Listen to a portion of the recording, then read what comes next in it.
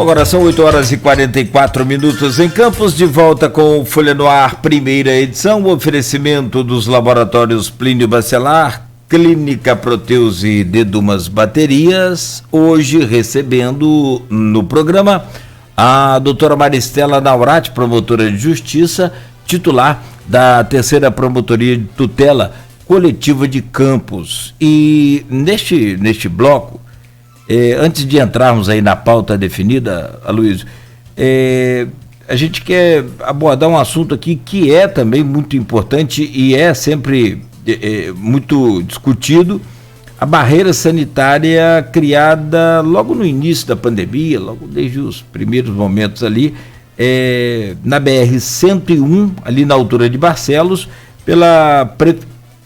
a BR-356. Obrigado, Aloysio, é isso mesmo.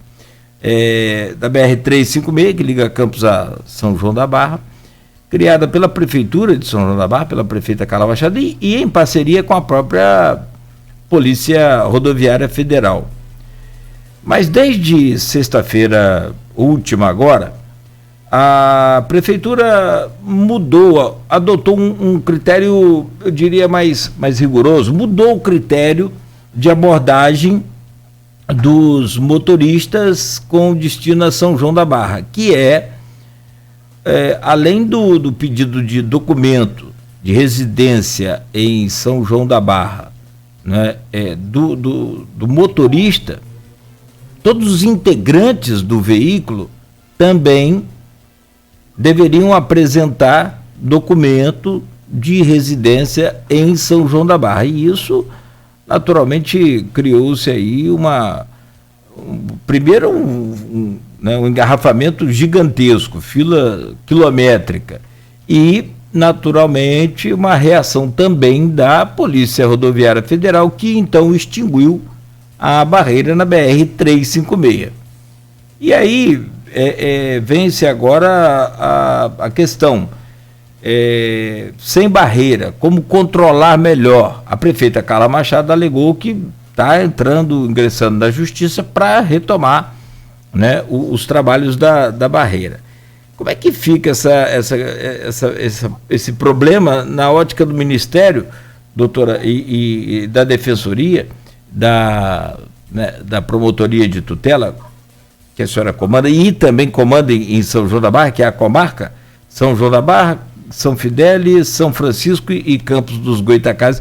Como é que o Ministério vê esse problema agora e diante do verão, como a senhora disse mais cedo, também do carnaval, que apesar de não ter carnaval, tem o feriado do carnaval, tá mantido, né? Então é evidente que vai ter, sem contar que aquelas festinhas particulares, mas vai ter aglomeração. Como é que o Ministério vê esse problema? Logo no início da pandemia, nós recomendamos que as barreiras sanitárias fossem implementadas de acordo com os critérios técnicos, né? Essa barreira não vinha causando problemas, mas eu tenho que apontar dois problemas para eu responder essa pergunta. O primeiro é que essa barreira está numa estrada federal, uma BR, né? Que eu não tenho atribuição para questões federais. E outra que qualquer questão urbanística também não é relacionada à minha promotoria. Então, a única coisa que eu posso verificar é se há um critério técnico ou não, né, da barreira, mas essas questões, né, os transtornos que foram causados com essa alteração, não são da minha atribuição, foram engarrafamento e tal, o transtorno, a fiscalização da estrada pela Polícia Rodoviária, né? E eu acredito também que essa ação não deva nem ser estadual, eu acredito que ela tenha ajuizado na esfera federal, eu não sei porque eu não vi, não sei qual é o número e tal, né? Mas as barreiras sanitárias, elas são importantes até mesmo por uma questão, estou falando em geral, né? Não especificamente da prevenção, né? Porque ali tem um critério ali, digamos assim, uma finalidade educativa também, média temperatura, né? Coloca ali, verifica se alguém tem algum sintoma, fornece orientações. E isso é importante nesse período de pandemia, né? Agora, essa questão vai demandar aí, vamos aguardar a decisão judicial, né? Para saber o que vai acontecer, se ela retorna, não retorna, se o município toma alguma outra providência com relação a uma barreira sanitária, de repente, dentro de uma área municipal, né? A gente precisa aguardar as decisões tanto da justiça quanto da gestão municipal. Só lembrar que a BR-356, o trecho do final dela vem de Minas, né?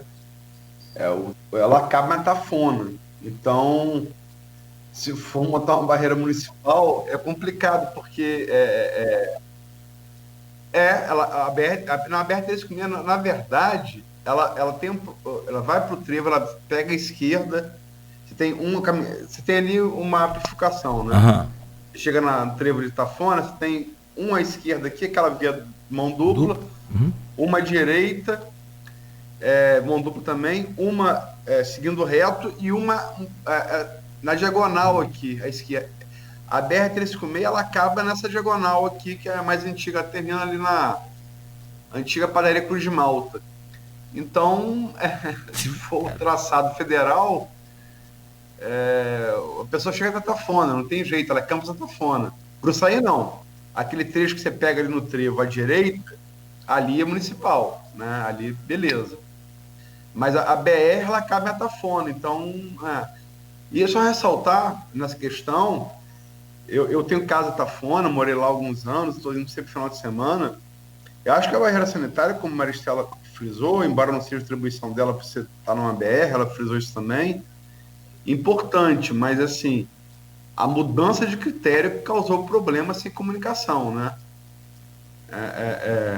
Causou problema, porque você dava o comprovante do motorista e valia para todos no veículo. E passou a se exigir um comprovante para cada passageiro do veículo, se não for da mesma família. Isso não foi comunicado devidamente, mudou assim, sem aviso na sexta-feira, e gerou muito problema, né? Gerou muito problema. E tem que lembrar que além do tráfego de veículos, a gente está falando aqui no intervalo, tem o tráfego também, que é muito grande, do Porto do Açu. E como a Maristela também lembrou no intervalo, Senhor da Barra, todo o seu abastecimento de alimentos, por exemplo, vem pela BR. Então, é complicado, né? É uma questão logística, não a do Pazuello, mas é uma questão logística complicada. Agora, vamos para o tema aqui do bloco. Maristela, a gente começou falando sobre isso, os critérios para vacinação, né? Começou na terça-feira a vacinação, logo assim chegou o primeiro lote da Coronavac, né, em parceria do Butantan, Paulista Butantan, com a Sinovac chinesa.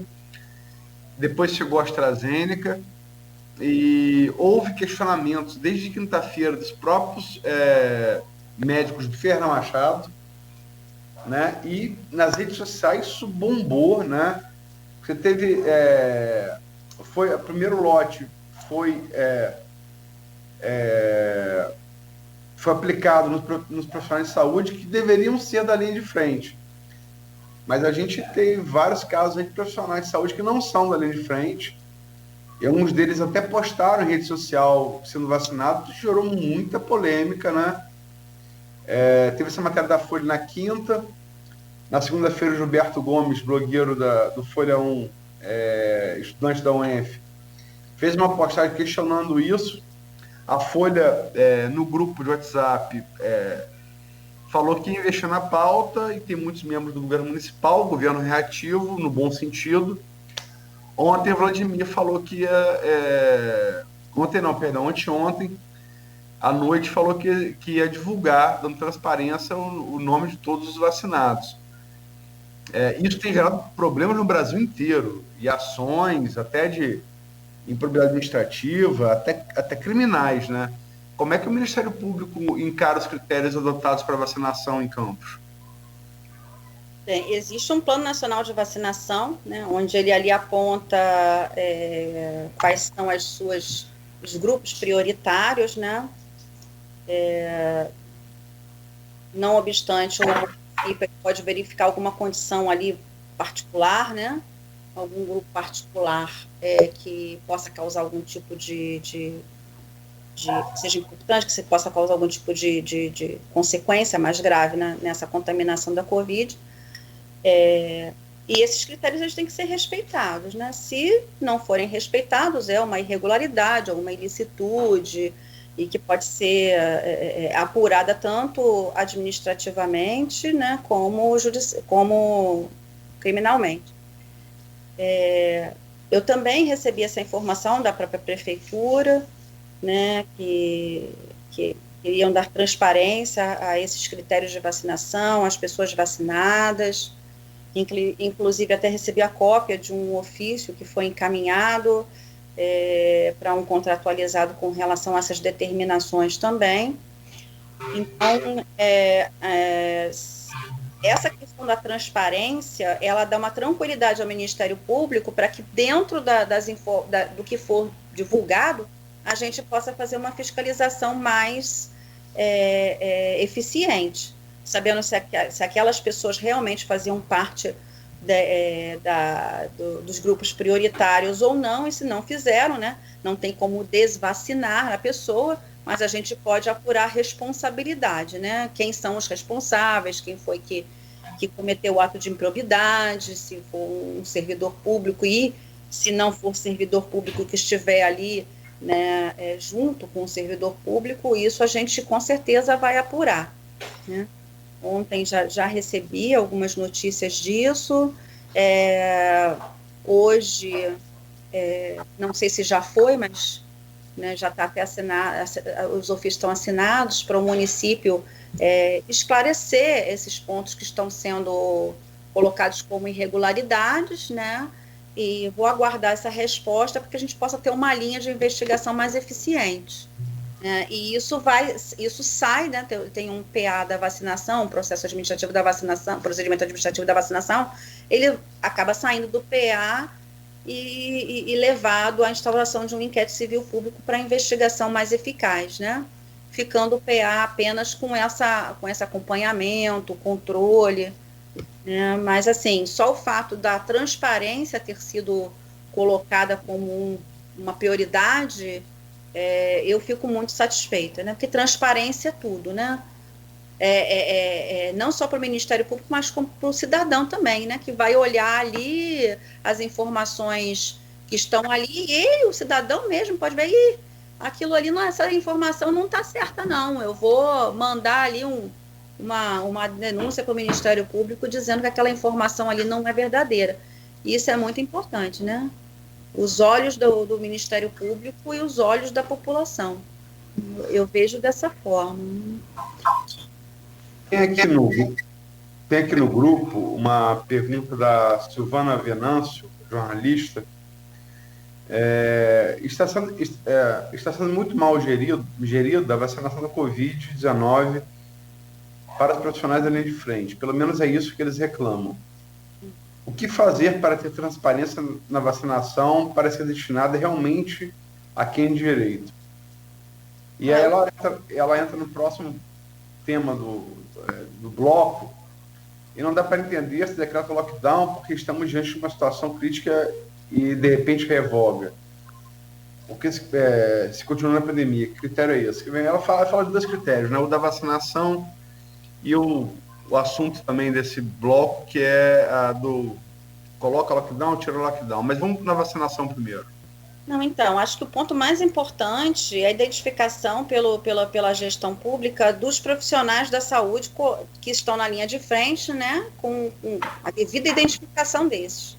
Com a devida identificação desses, como é o grupo prioritário, é o registro da vacinação. A vacinação ela precisa ser registrada, né? As pessoas precisam ser cadastradas, né? Até para que evite ali uma vacinação dupla, né? A pessoa se vacine 2 vezes, ou então desvio da vacina, que isso aí, né? Ser humano, né? É assim, né? Alguns realmente se aproveitam de determinadas oportunidades para obter vantagem. Como não há como ressarcir o erário da vacina, o máximo que pode acontecer é a imputação de alguma penalidade para essa pessoa. Né? Mas a fiscalização tem que ser feita dessa forma, né? Com a transparência, a identificação primeiro do grupo, depois com os dados da transparência, a comparação, e a pessoa que não estiver ali, né, não bater nos dois grupos, é a pessoa que violou aí a fila de prioridades, né? O Rogério coloca aqui, forte fiscalização e, caso aconteçam irregularidades, o rigor da lei. Quer dizer, nesse primeiro momento, profissional de saúde que não for da linha de frente não era para estar, né, em tese, né? É verdade. Tem que seguir os critérios de vacinação do plano de operacionalização da vacinação.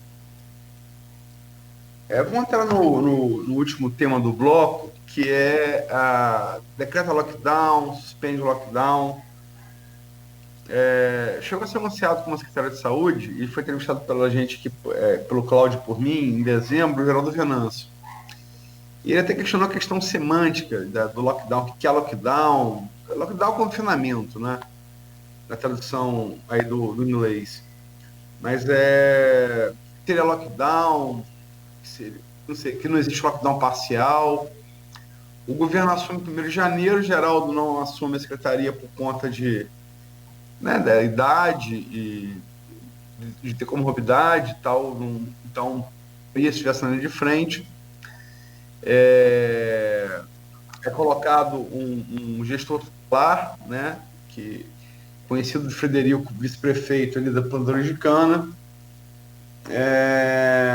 Depois, se esperava lockdown, se o lockdown não é anunciado, a expectativa era de que o governo assumisse implantando, e ele no domingo retrasado,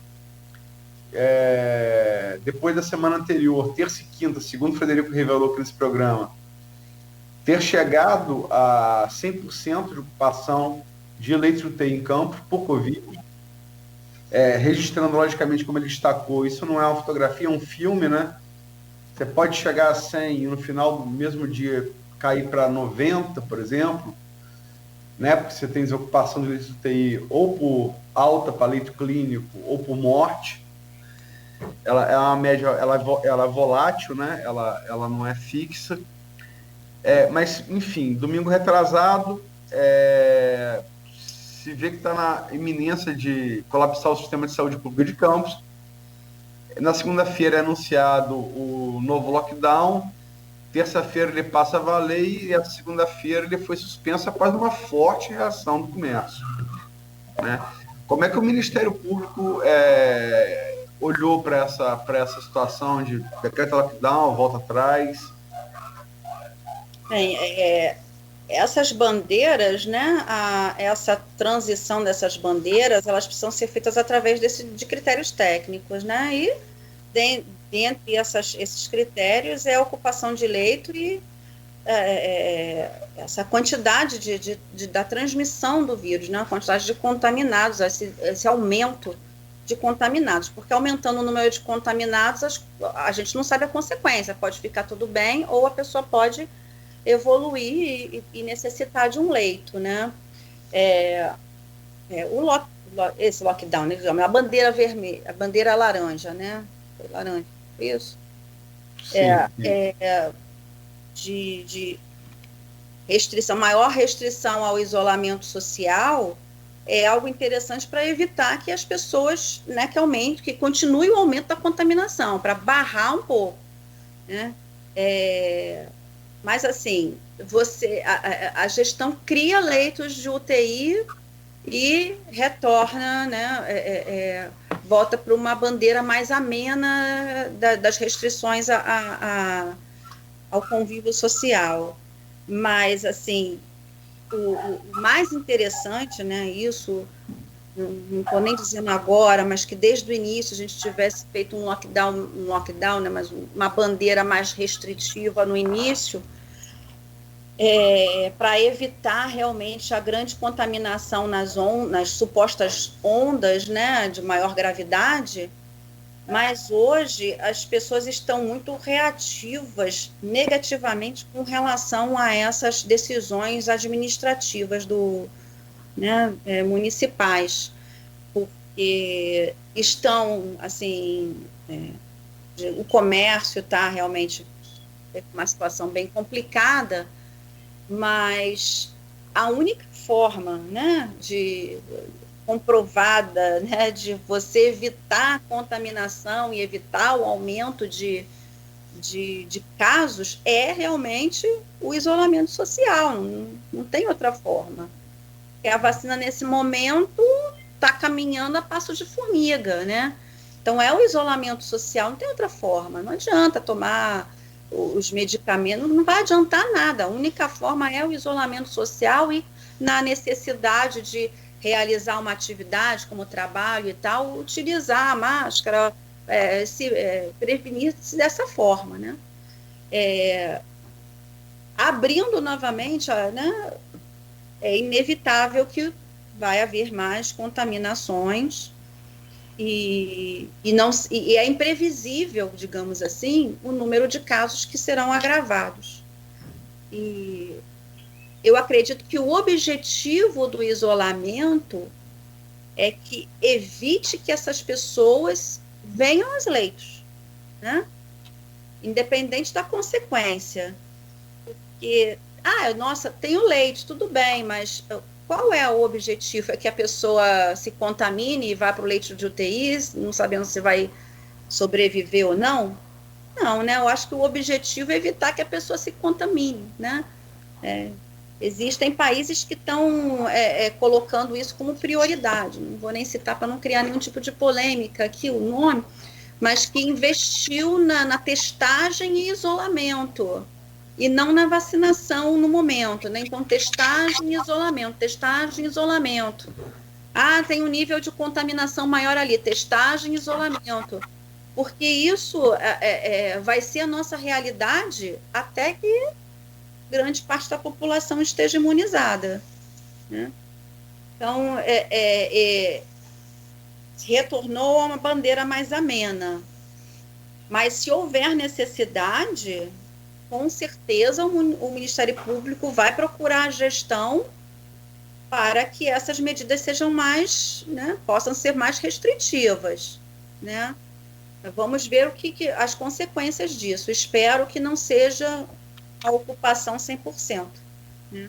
Só fazer a decisão mais acertada é o isolamento. Desculpa, é só fazer uma aspas aí. Como a senhora disse, né, que os poderes públicos não necessitariam de ações judiciais, aí é o que eu penso, né? Não vale muito, mas é o que eu penso. Eu acho que a população também não deveria nem sequer ser preciso nenhum tipo de decreto como isso para que a gente pudesse sair desse problema. Até porque quem está morrendo somos nós. São nossos amigos, são nossos parentes, né? Algumas pessoas, assim, eu vi ao longo do tempo, algumas pessoas mudaram até de opinião, que eram extremamente contra o isolamento e acabaram perdendo entes queridos e mudaram de ideia, né? Mas, assim, às vezes a pessoa muito jovem, mais imatura, ou uma pessoa que não tenha perdido ainda um ente, talvez ela não tenha visto ainda de perto, né, a consequência da doença, né? E são coisas que infelizmente, os seres humanos fazem. O ser humano é naturalmente social, né? Ele quer o convívio, ele quer voltar para a escola, ele quer sobreviver economicamente, né? Eu entendo a pressão, né? Apesar de não compactuar, mas eu entendo a pressão do comércio para voltar à atividade, né? Que, em especial os pequenos comerciantes que dependem do comércio para colocar o pão em casa, mas eu acho que podem ser negociadas, inclusive, outras medidas, talvez até mais restritivas, mas sem fazer o fechamento do comércio, né? Uma fiscalização mais intensa, se as medidas naquele comércio estão sendo tomadas, como higiene, né? Porque às vezes a gente entra em um determinado local e não tem higiene, então aquilo ali é uma porta, né, de entrada do Covid, né? Então talvez uma fiscalização mais intensa dessas medidas de prevenção no comércio, talvez, e agora com a possibilidade das escolas, essas medidas têm que ser muito rigorosas, para que a gente não tenha, para que aqui realmente não vire uma Manaus, né? Porque essa pessoa que briga para voltar a ter o convívio social, ela pode ter seu parente ali falecendo de Covid daqui a alguns dias, né? Então é melhor ela prevenir do que se arrepender depois, né? Chorar ali no cemitério ali o seu parente sendo enterrado. Isso não é bom. Então a prevenção é tudo, né? A prevenção, o cuidado, né? São 9h10. Só para ler aqui, é um tema do bloco anterior, né? Mas o Guilherme Teller fez e refez aqui o apontamento, então eu vou ler para você, Maristela, se você quiser, você comenta, por favor. Bom dia, eu gostaria de saber da promotora Maristela qual a posição dela em relação aos profissionais médicos que foram convocados e não compareceram para trabalhar no CCC e até hoje não trabalham, enquanto os que lá estão há 11 meses é uma folga em total exaustão. Obrigado.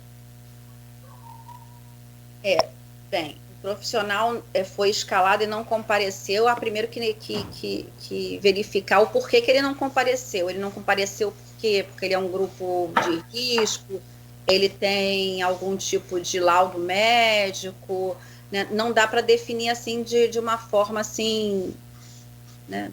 De plano, assim, né? Primeiro há que verificar o que aconteceu para ele não comparecer. Segundo, a administração pública, já que ela convocou e ele não cumpriu, ela precisa abrir o devido procedimento administrativo interno para apurar essa falta funcional do servidor público, né? E se essa sindicância verificar que houve uma extrema irregularidade, inclusive pode encaminhar os autos para o Ministério Público para a gente apurar a improbidade administrativa. Mas há necessidade da administração pública averiguar de plano ali o que aconteceu para a falta. Aliás, precisa averiguar a falta em qualquer serviço público, né? É inadmissível um funcionário fantasma, né? Ou um funcionário que está recebendo e está com uma determinada irregularidade de afastamento dele. Então, primeiro, a administração pública precisa fiscalizar isso, apurar as faltas, verificando que é algo mais grave do que uma simples falta funcional e encaminhar os autos ao Ministério Público para apuração de improbidade administrativa. Pelo menos assim, no meu entender, é isso que tem que ser feito. A André Menezes Rangel complementa aqui, em comentário para o streaming. São muitos e muitos profissionais que não compareceram. E tem aqui também, Maristela, o Charbel se manifestou primeiro por WhatsApp e agora aqui também no comentário, no streaming. Doutora Maristela, o Charbel é seu fã mesmo. Doutora Maristela dando aula de vigilância e gestão. Comenta aqui. Não gosto de nada, gente, eu não sou nada. Sou só promotora. Estou muito satisfeita, gosto muito do que faço. Estou muito satisfeita aqui. Nogueira, você tinha uma... É estranho esse negócio dos profissionais também não comparecerem, né? Estranho. Isso precisa ser apurado, né? Mas eu preciso de subsídio, né? Quem foi a pessoa? Faltou por quê? Tem um atestado? Tem uma justificativa? Se hoje está... Faltei, mas é porque eu tirei uma licença, sei lá por que motivo, né? É porque às vezes não chega a ser uma improbidade, às vezes, né, é uma falta funcional. Se ultrapassar isso, né, aí assim a gente pode colocar como improbidade até por conta de estar prejudicando a prestação de serviço do SUS, né? Sim. Só lembrar também, assim, não estou querendo justificar ausência nenhuma, tá? Mas só lembrar, quer dizer, todos nós aqui recebemos no final do mês. Maristela recebe como promotora, eu recebo como diretor do Grupo Folha, Nogueira como gerente da Folha FM. Se alguém deixar de receber no final do mês, é muito difícil esperar que alguém, por abnegação, vai ter a mesma entrega profissional. Então, eles estão com salários atrasados. Então, eu não estou justificando nada. Só estou lembrando... Até porque, como eu falei antes, alguns... não é nem a questão financeira, né? É a questão de condições de trabalho, né? Que estão realmente muito prejudicadas. Então, mas assim, sem o recebimento do salário, não é recebimento assim de 1 ou 2 meses, às vezes, em algumas situações, né? É uma renda considerável ali que deixou de ser paga. Então, realmente é complicado, né? Bom, antes... Alguns inclusive, alguns ainda trabalham com essa abnegação. Eu vi gente sem receber. Tem o negacionismo, né? E tem... dá um programa à parte, né? A maneira como a população também, às vezes, trata os profissionais de saúde, né? Eles estão ali, enfim, são plantões exaustivos e a população que não se... A mesma população que não se cuida, que não usa máscara, que não faz distanciamento, quando adoece, chega querendo cantar de galo como profissional de saúde, né? Mas às vezes é um pouco também de ignorância da falta de conhecimento. Existe até uma parte do SUS, né, que normatiza essa parte de humanização do sistema de saúde, né? Que é com relação a informações, aos parentes, porque falar com termos técnicos com uma pessoa que mora numa comunidade que não teve acesso a nada é muito complicado. E é difícil também um profissional que não tem essa capacidade de ter esse tipo de conversa, também às vezes é uma falha de comunicação horrível, é a ignorância com a falta de um que nem é próprio do profissional, né? Ele não tem necessidade de ser o homem mais simpático, a mulher mais simpática do mundo, sendo um bom profissional ali na sua área técnica.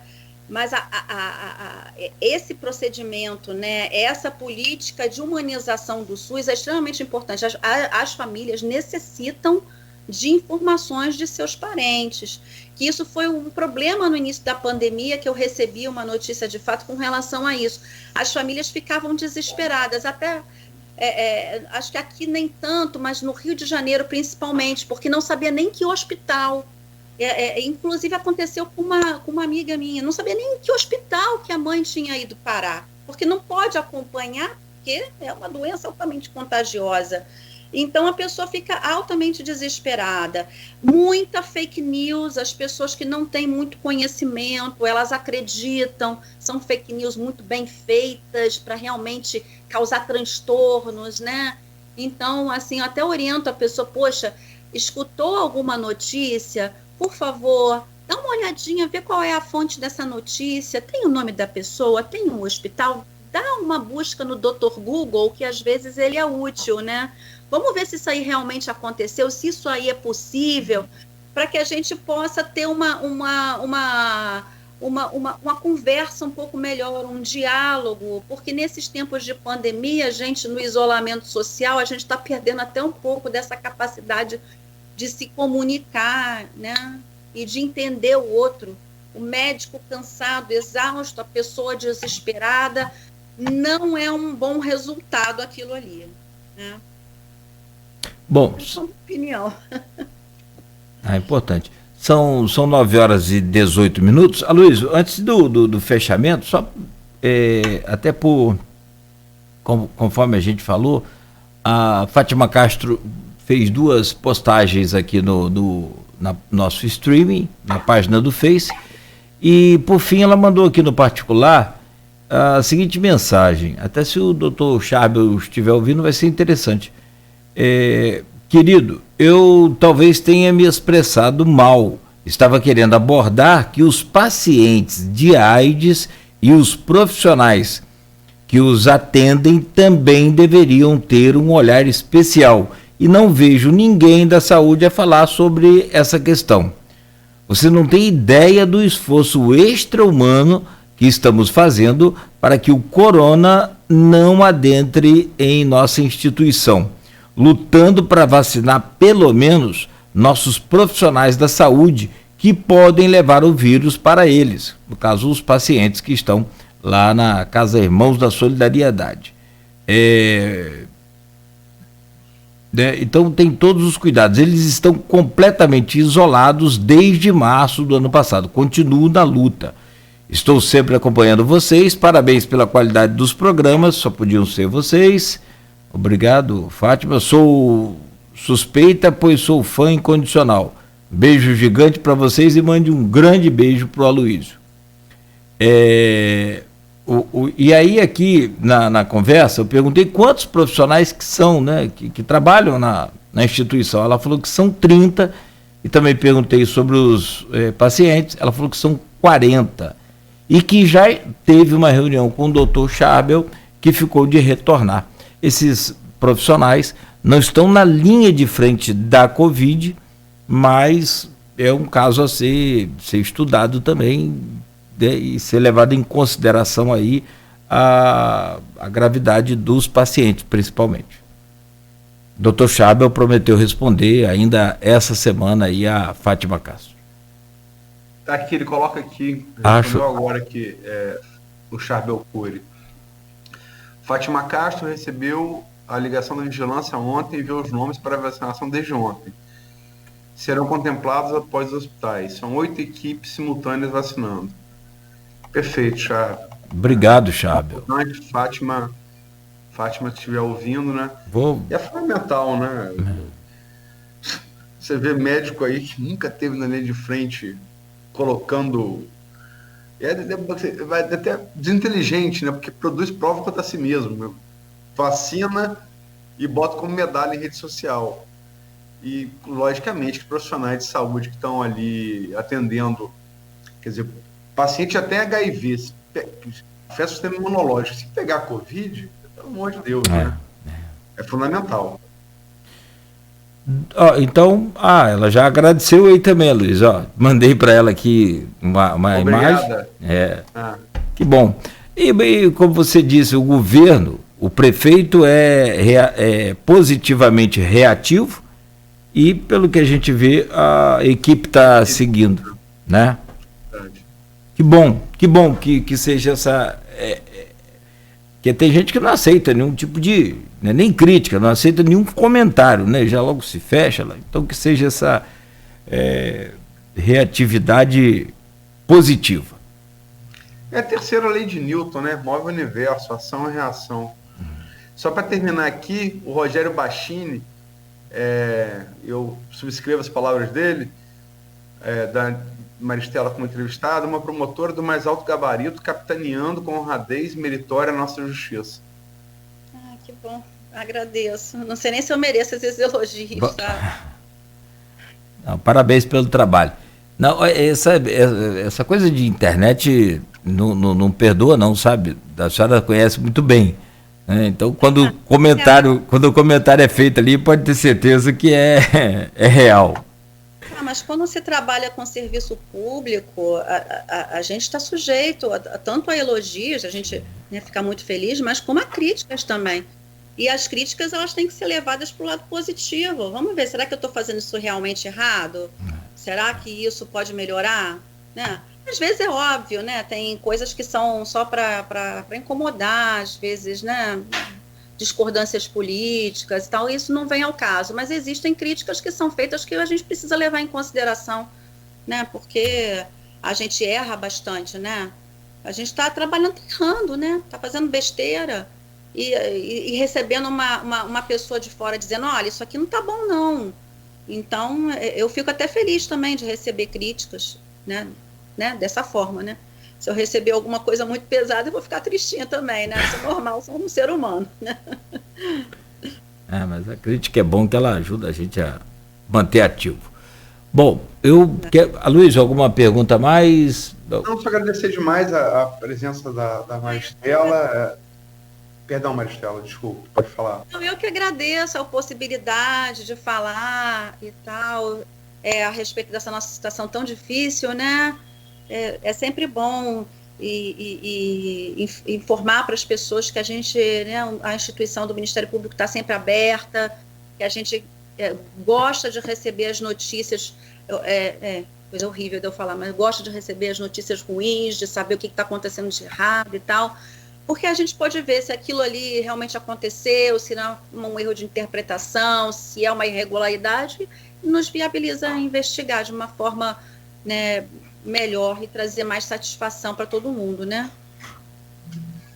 Maristela, te agradecer demais a presença, foi bastante didática a sua participação aqui, e deixar claro também que assim como Campos tem imprensa, Campos tem Ministério Público, né? E as coisas não correm a galega, não. As coisas aqui tem vigilância, né? E sobretudo num momento tão importante quanto esse, né? E o Ralph Bosch, te agradeço demais a sua presença e sucesso aí na sua oficialização sobre a saúde, que é sempre fundamental. Saúde, né? É sempre fundamental.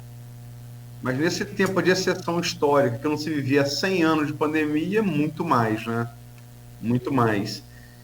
E Ralph Boschenstein coloca aqui, bom dia em relação aos moradores de rua. Ralph, a gente tratou disso no primeiro bloco da entrevista com a Maristela. Vai ficar à disposição aí o vídeo, eu te aconselho a ver a parte do primeiro bloco da entrevista. Saudade de Ralph lá no La Corunha.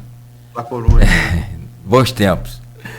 Bom, o Ralph é bem-vindo sempre aqui, como todos os outros. Aloysio, muito obrigado. Doutora, muito obrigado mais uma vez, sempre a sua gentil participação aqui no programa. Tenha um bom dia e sucesso aí nesse retorno de férias aí. Tá bom, muito obrigada. Valeu. Bom, Aloysio, até amanhã às 7 com mais um Folha no Ar, primeira edição. Um ótimo dia para você. Eu ainda não fechei o entrevista de amanhã, mas devo fechar daqui a pouco, eu vou estar anunciando, né? Sim. No blog, no Folha 1, né? Também no site da Folha FM. E sexta-feira, uma entrevista que promete, já fechada, você já fez o teste de Skype com o ex-presidente do Petrobras, o Sérgio Gabrielli, né? Professor universitário, um técnico altamente gabaritado, né? Que foi presidente do Petrobras. Perfeito. Na sexta-feira. E amanhã eu defino e anuncio daqui a pouquinho. Fechado. E a gente vai replicando aí o anúncio. São 9h27. Ficamos por aqui agradecendo sua paciência, sua audiência, né? Amanhã às 7 da manhã, no oferecimento dos laboratórios Plínio Bacelar e Clínica Proteus, com Dedumas Baterias, estaremos de volta.